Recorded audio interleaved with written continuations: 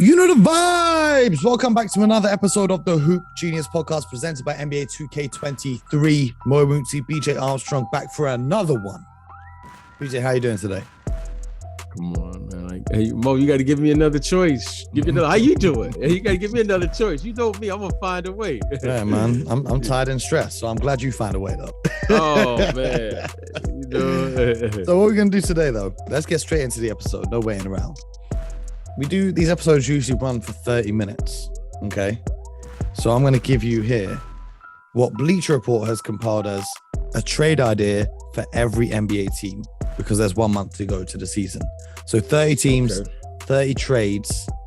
I need you to say if you would do this deal, yes or no, in under 60 seconds. Are you ready? We're going to go straight in. We're going to do it in alphabetical order. And the first trade that they propose is the Atlanta Hawks. Well, it's not 30 because they've only done 22. What a list from Bleacher Report this is. The Atlanta Hawks and the Brooklyn Nets. The deal is Clint Capella for Joe Harris and Cam Thomas. Would you do that deal if you were Atlanta? Who is it for again? For Clint Capella for Joe Harris and Cam Thomas. No. Why not? Because Clint Capella is a very quality starter, shot blocker, and Joe Harris, no, doesn't help. It doesn't help the Atlanta Hawks. No. Would you do it if you were Brooklyn? Absolutely. Mm-hmm. See, I do think Clint Capella will be on the move this season, though, because they've got Onyeka Okongwu, who's a great defender, young player that they're really trying to build up. And they play with John Collins at the 5 sometimes. So Capella, as good as he is, may not be as useful to that Hawks roster as he once was, covering for all of Trae Young's defensive mistakes. I'd like that move if you're the Brooklyn Nets. You really have to go all in, although Cam Thomas is a nice scoring piece for the future. Here's another deal for you, BJ Armstrong. The Boston Celtics and Utah Jazz. Boston Celtics send us 2023 second round pick in exchange for Rudy Gay. Now, I think this deal is being proposed with the idea that Danny Ainge will be doing a little discount for his former team. Do you know what I mean? What do you think of that one, though? No and no. I wouldn't do that. Why not? How many draft picks do you need? First of all. Second, if you're Rudy Gay, I don't think that's a good fit. I don't think it's a good fit for the Celtics. Why not? Why? Well, I don't think it is their timeline, for one. Well, it's very similar to Gallinari. But Gallo is a 3-point shooter. Rudy, I don't consider, maybe some do. I don't consider Rudy Gay a stretch player. I think he can shoot, but not with the consistency in which I'm looking for. You know, Gallinari is a stretch player. He could play stretch, basketball, meaning he can shoot beyond the 3 with consistency. I don't look at Rudy Gay as a consistent 3-point shooter. I think he can shoot the 3. I think he drives a little bit. He slashes a little bit. He's kind of he's a jack of all trades. He does a little bit of everything, but I don't look at him as a consistent 3-point shooting threat.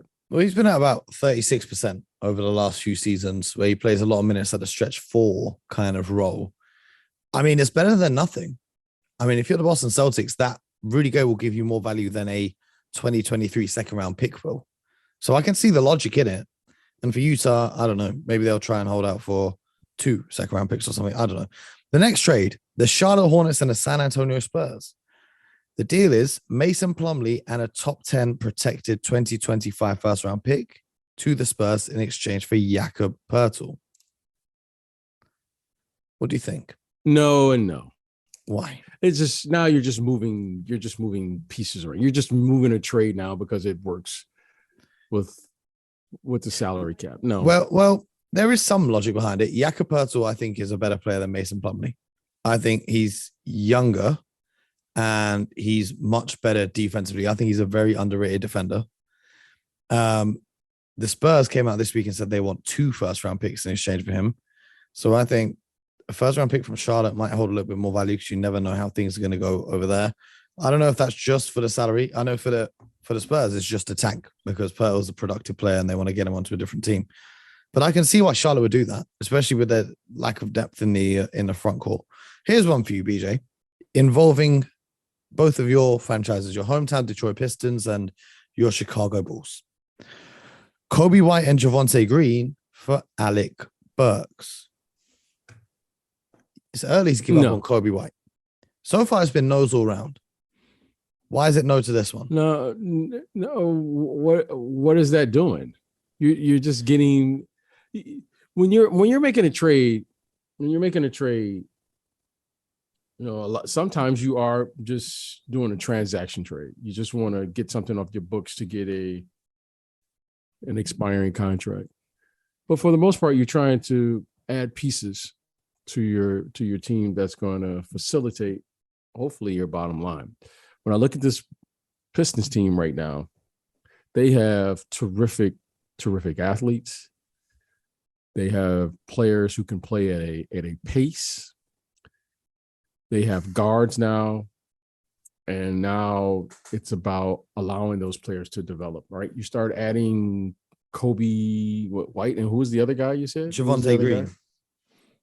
Javonte Green. No. Javonte Green's a fantastic athlete. Kobe White's only 22. But where are you going to play these guys? They're not going to play there. When you have all these many young players, what they need to do is allow those young players to develop and gain experience, and then you add experience to push it over the top. You don't win with you can't keep developing 12 young players. So they have a core. Cade and those guys are the core. Okay. Now they have to figure out how to add the veterans there who's going to push it over the top, whoever that may be. So that's just my way. And then for the Bulls right now, the Bulls right now have to figure out the following. They got to figure out what they're going to do with that point guard position. Because Lonzo Ball right now has not been healthy. When he's healthy, he's terrific. Mm-hmm. Wherever he's been. But he hasn't been healthy. And now they have another player who's coming back from a knee injury, Zach LaVine. So, I just think that just address your needs, because if those two aren't healthy this year, the Bulls could be back in the lottery, which would not be good based on what their salary. Well, it's not hot. That's just the truth. If Lonzo is not healthy, Zach LaVine's not healthy. Well, they just signed Zach LaVine to the max extension, so they better hope he's healthy. Well, things happen, as you know. So I would hope that they will continue to add pieces that's going to help them with their, front court athleticism. Figure out what they need. They need veteran players that's going to help them win. Well, I think the logic is Alec Burks is a significantly better 3-point shooter than Kobe White. And in that series against Milwaukee, they did not have any. Milwaukee didn't respect their shooting in the slightest. They were happy to let them shoot. So I think upgrading in the shooting, and I think Burks is a better defender than Kobe White is at this stage. Then for Detroit, I think they would have Kobe White playing the sixth man kind of role off the bench to develop him, to see if he has any potential in fitting in there in that kind of Tyler Hero role coming off the bench, scoring a few bits in bunches when Cade and those guys are taking some minutes off. But I hear it. Here's one for you. The Cleveland Cavaliers and the Dallas Mavericks. This deal involves Kevin Love for Tim Hardaway Jr., Davis Bertans, and a 2026 first-round pick. No. I think that's a terrible one. No. You have to offset what Luka doesn't do well. Okay, what Luka doesn't do well is he's not what we would call a fast twitch athlete. He's a great ground athlete. I mean, he's size, strong, athletic, plays through contact, and all those things.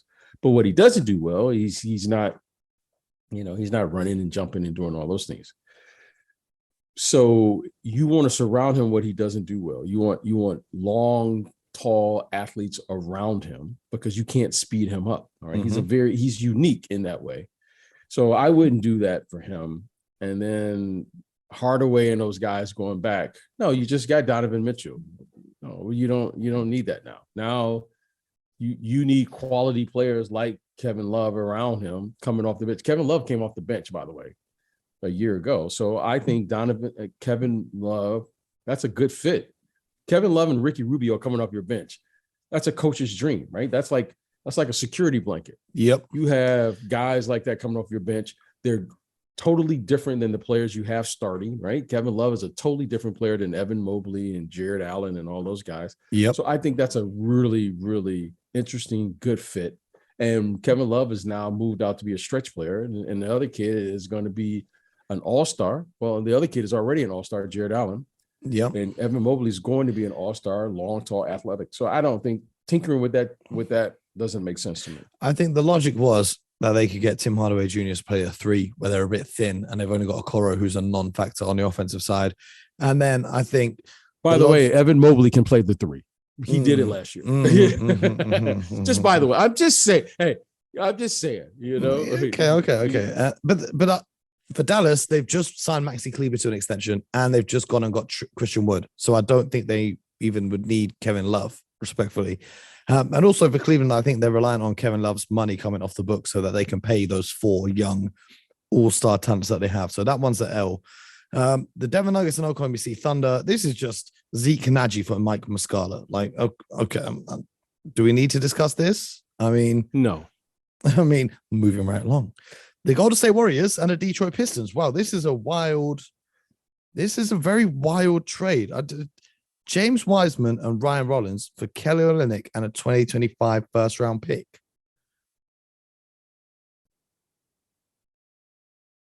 On the Pistons, I would get Wiseman because he fits into their timeline. Now, all of a sudden, now you have a logjam for bigs, right? You have Beast Stew over there. They had the kid Dern. They just drafted. They have the kid Bagley. The big kid. But Wiseman, if healthy, clears all of those guys. Like, I don't think it's no. I'm not. I can't buy that. No, healthy. You wouldn't take a healthy Wiseman over Beef Stew and Marvin Bagley. No, I'm not doing that. Why not? I'm not taking. It's not clear. That's not clear to me. Like, where's your body of work? It's clear to you how. What have you seen the rest of it? Where was Marvin Bagley's bottle of work before they traded for him? I saw Marvin Bagley's work at Duke. I saw Marvin Bagley play in the NBA. I've seen him play in the NBA. And the other kid has been hurt his entire career thus far. Mm-hmm. I mean, where have you seen him play? I mean, I'm not saying I have. I'm just playing devil's advocate on these trades. Yeah. Yeah. I mean, no one's seen him play, but we all know where he's only. It's like it's like, you know, as a scout, you go back and you report what you've seen. Where have you seen him play? No one's seen him play. Now, do I love his talent? Am I willing to take a risk on his talent? Absolutely. Do I think he has incredible potential? Based on the little work I have seen, I love his potential. I just haven't seen it come. It haven't been realized. So that's why they call it potential. I would do that if I was the Pistons. I don't know how that helps. I don't know how that helps the Warriors. I think they would have do that. Kelly Olynyk replacing what Bielitsa offered them in the finals last year in terms of a stretch big off the bench. But there's no way I'm trading a number 2 pick in the draft for Kelly. I'm not giving up on James. I'm not giving up on James Wiseman. So the answer is no and no. No way. Houston Rockets and Miami Heat. I think this one's a yes if you're the Miami Heat. Eric Gordon for Duncan Robinson and a first-round pick in 2023. I think if that was on the table, the Miami Heat would do it without second thought. And I think Houston probably would do it for getting a first-round pick in exchange for Eric Gordon, who's turning 34 in December. It's kind of one of those, you know what, if Eric Gordon says he want out, you kind of just do him a favor and you send him to a good team. Yeah, I mean, but otherwise, if Eric Gordon is fine being there in Houston, I would stay in Houston. If I was Eric Gordon and they came to me and does this trade, I would just stay right there in Houston. Why? The reason being is because I think they're putting together some nice young talent there. Okay. I want to see how good what's the kid they just drafted? Jalen Green. This year, Jabari Smith. Yeah, Jabari Smith. So I want to see how good he is. Jalen Green. You know, you have some young talent there, and he could really fit into that old head role. You know, he's the old guy, kind of fits in. All the young guys respect him. He can still play. So I wouldn't do that. Bringing in What's the kid you said you was going to bring in? Duncan Robinson. Duncan Robinson. Yeah, Duncan Robinson. I don't think that's a good fit for him. I see him more as a more established group. I don't see him playing with a young core like that and being effective. But that's just me. But I probably wouldn't do this unless Eric Gordon said he just absolutely wants out of Houston. I hear that. The next one is Buddy Hield and Miles Turner for Russell Westbrook and 2 first-round picks. We discussed that the other day. And there's another one, the Clippers and the Hornets, Norman Powell and Marcus Morris for Gordon Hayward. I don't think that's even a start. They've not even seen Norman Powell out there with Kawhi and these guys. Morris is a pretty important part of their so-called culture over there. How about this, though? Memphis Grizzlies and Utah Jazz. Danny Green and a protected 2023 first-round pick in exchange for Jordan Clarkson. Comes in, gives Memphis a little more scoring off the bench. I wouldn't do that. Why not? If I was Memphis. Because Danny Green is going to miss the season. Jordan Clarkson's going to have to get paid, and I don't think that's a good fit for their books. Okay. Speaking of Jordan Clarkson, they're suggesting Brook Lopez and a 2029 first-round pick for Jordan Clarkson. Now, we did see a lack of ability to score without Giannis in the playoffs for the Milwaukee Bucks. They're hoping that will be solved by the return. Without Giannis? Yeah. Did he miss the playoffs? But whenever he wasn't on the court, they could not score the basketball. Well, he got to be on the court for 48 minutes then. Okay, Gilbert Arenas. This is the trade that they proposed. I don't think that they get rid of Brook Lopez. He's very integral to their defense when healthy. It was kind of bad because he didn't really play much at all last season as well. So they're hoping they get a full season of him under their belt.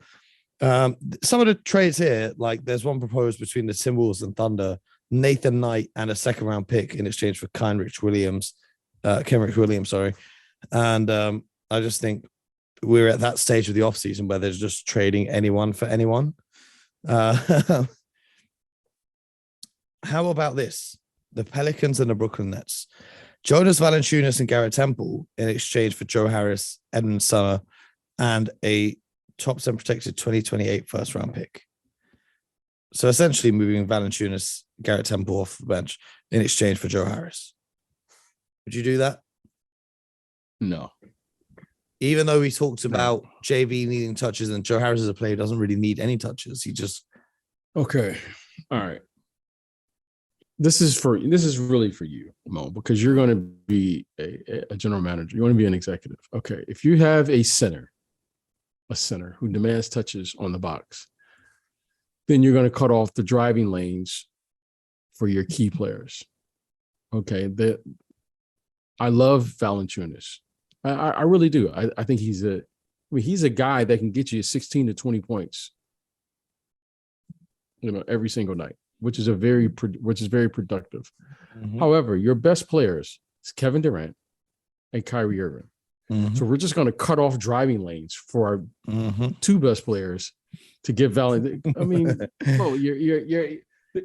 these proposed trades doesn't take into account roster construction. Don't blame me. That's blame my Bleacher whole Report. Problem. Yeah, this is my whole problem. But again, this is how the league is now. This isn't just Bleacher Report. I'm not singling them out. I can't be mad at them. They got their. It sounds like what they do is they have their trade thing going and they're looking up contracts, and then they are proposing, just numbers. You're really going to hate this next one. The Knicks and the Thunder. Evan Fournier, Quentin Grimes, Cam Reddish, a 2023 first-round pick, 2025 first-round pick, 2027 first-round pick in exchange for Shai Gilgeous-Alexander. Essentially what they wanted to trade for Donovan Mitchell for Shai Gilgeous-Alexander. Thoughts? If you're Oklahoma, why? Picks, I guess. That's 3 first-round picks that could actually be quite valuable by 2027 when the Knicks inevitably implode somehow, some way. I don't get what the fascination are with picks. I don't get it. Like, I don't get it. I'm not excited about a pick. I want to be just as excited as everyone else is about a pick. Okay. Like, what? Since when? Since when do you prepare? You work hard to get lucky. I mean, that's basically what you're saying. I need luck. Okay, you have a pick. It's unprotected. It sounds great. But the number one pick, you get the number second pick, or you get the third pick. We want the number one guy. Here's the thing though. Teams getting all these picks to draft a player like Shai Gilgeous-Alexander. Why not just build around him?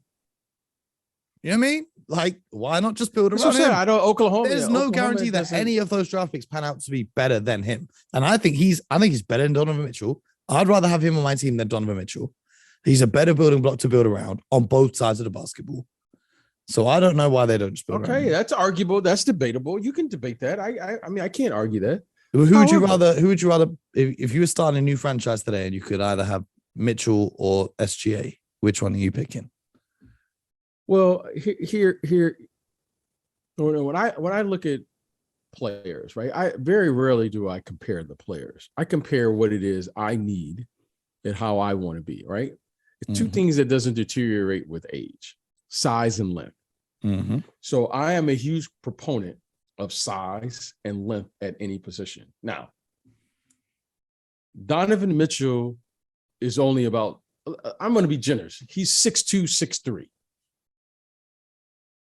I'm going to be generous. That's what I'm saying. I'm going to be generous. That's a Tinder profile, 6'3", real life now, 6 foot. He's a 20-point scorer, terrific athlete, phenomenal kid. Has shown the ability. His game has improved, gotten better, all those things that you want. However, I like size and length. Shai is a big guard at the lead guard, and he can mimic that. So I like size and length. Doesn't matter who's a better player. I know what I want my team to be. Mo, as you know, and all of our listeners know, I have this thought in my mind where I want 5, 7 footers. Okay. If one guy is 6'1" or 6'2", I don't care how good he is. That takes the average all the way down.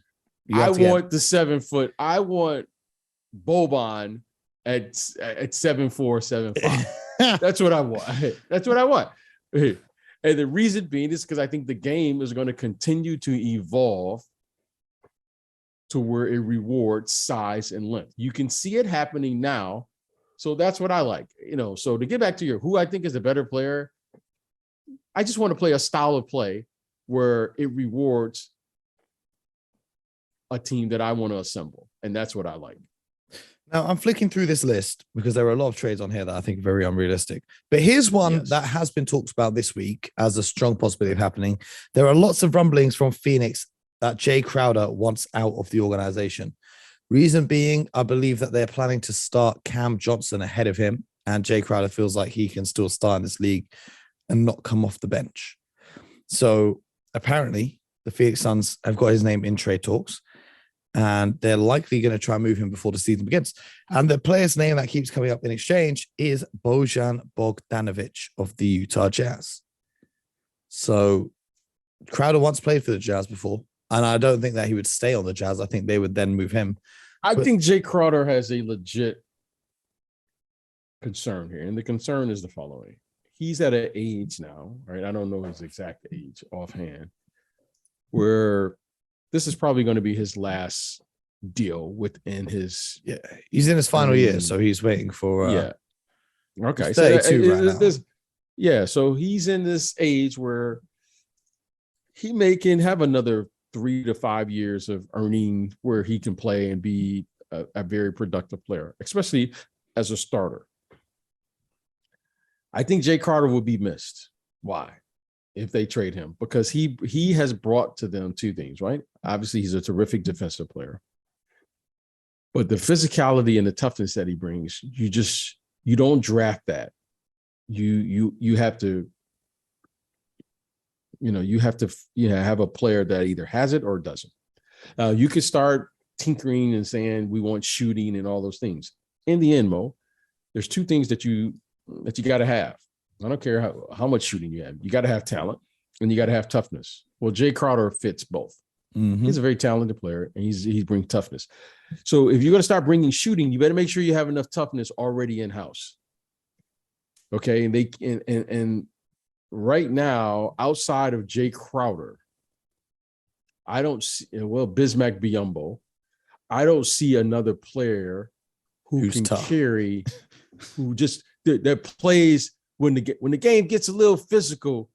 I don't see anyone else sticking their nose in there. Mm-hmm. When I say sticking their nose, some players just play in that area. You know what I mean? Like, when the game starts to get a little tough and people start pushing, you got to have like an enforcer on your team. Jay Crowder fit that bill for them. He fit that bill for them. The rest of their team is pretty soft. Well, I don't think they're soft. They're nice guys. Well, I just think they have a group where everyone has a nice role. Cam Johnson and like Bridges, Ayton, Johnson, Booker. They're all just nice guys. They're not like guys that we talk about like Jay Crowder, like PJ Tucker, who's going to get under your skin. PJ Tucker is a guy. They don't have that guy if they lose Bossman 99. They need if they're going to get rid of Jay Crowder, they need to get a PJ Tucker. They need to get a guy like that. Like Montrezl Harrell, for instance. Yeah. Draymond Green. Those guys Marcus Smart. Yeah, Marcus Smart. Those guys play. Yeah, they play in that space. And it's nothing. You're not soft. You just that those guys play in that space. Like, when I play, I wasn't considered like a Marcus Smart or type of player like that, but I was going to show up. But I wasn't Rick Mahorn either. You know what I mean? Yeah, I don't think anyone was Rick Mahorn. Yeah, those type of guys. So, but, it's just, you're looking to replace Jay Crowder with the Oakley type mentality. Charles Oakley. You need that. So that's just my opinion. But I think Bogdanovic is an interesting take. I think that's an interesting player. I would consider somehow a Jay Crowder Bogdanovic if that was available. I would consider that. Yeah, I would consider that. So there's a few more trades, but we're not going to go through them because I think they're quite unrealistic. Let us know, you guys. Setting up the Discord, it should be open for you next week, and you'll be able to send in your trade proposals and your hot takes, and we'll be able to react to them. That will be all available through the Discord. BJ, I got to send you some love right now because in the new NBA 2K23, there is a mode called the Jordan Challenge mode where you have to play as Michael Jordan and complete a number of challenges that is set for you. And one of the challenges to have a game where I can't remember how many assists it is. I think you have to have 9 or more assists in the game. And the fans have figured out if you just keep passing the ball to BJ Armstrong in the corner, he doesn't miss. So salute to you for helping everyone complete the challenge and get Michael Jordan his 9 assists. Well, when I come over to the UK, I got to see this game. It's funny. My son, who's in college now, God bless him. He calls and he goes, "Dad, you're fire on the 2K game." And him and his buddies. And I had no idea what they were talking about. And they were trying to explain to me about me shooting from the corner. And I had no idea. So, whatever it is that you young people are doing, you have my blessings. But I have no idea. I've never seen it. I don't know what it is. So, Mo, I'm waiting when we get together for you to show me the I don't know, the corner 3. I guess that's what it is. That's right. Is that what it is? Most definitely. Is that the superpowers on the game? Yeah. That's the cheat code. That's the cheat code right there. Okay. Defense collapses. It's like the real life NBA. Defense collapses, lights out from the corner. But that's another episode of the Hoop Genius podcast. You guys at home, make sure you've subscribed, shared with a friend, left a review, left a rating, all that good stuff, because we'll be back with another episode very soon for you. Appreciate each and every one of you. BJ, we appreciate you as well. I know you got to run now and beat the traffic, so good luck with that, my brother. So you guys at home, keep having a productive week. Stay ready, stay focused, and most importantly, get buckets.